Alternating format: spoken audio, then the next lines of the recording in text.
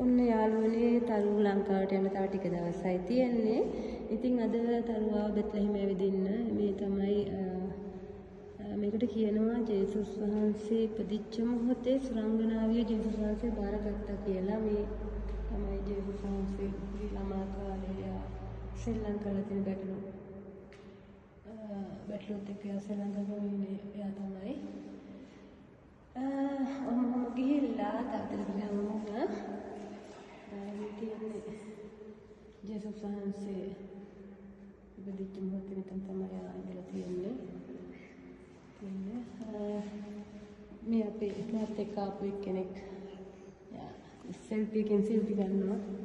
මෙතන ලියලා තියෙනවා යාළුවගේ භාෂාවෙන් දන්නේ නැහැ ඉතින්. මේ යාගේ ළමා කාලේ ජීවත් වෙච්ච විදිහ, එතකොට මේ සුලංගනාවිය ඇවිල්ලා එයාට ආශිර්වාද කරන විදිය එයා තමයි මෙතන තියෙන්නේ. ඊපස්සේ මෙතන තියෙනවා ඒ චර්ච් එකේ මෙතන තියෙනවා තමන්ගේ ප්‍රශ්න ලියලා තියෙන මේ කුටියක් මේ තියෙන එයාලගේ අදහන හදන්න. මම එහෙමම යනවා එළියට එළියට ගිහලා පෙන්නන්න එතු වෙන තැන. මෙතන තමයි මෙතන ඇතුළේ මම තියෙන ලොකු සංගනාවියක්ගේ ස්ටැචු එකක්. මේක තමයි පල්ලියට ඇතුළේ ස්ථානය.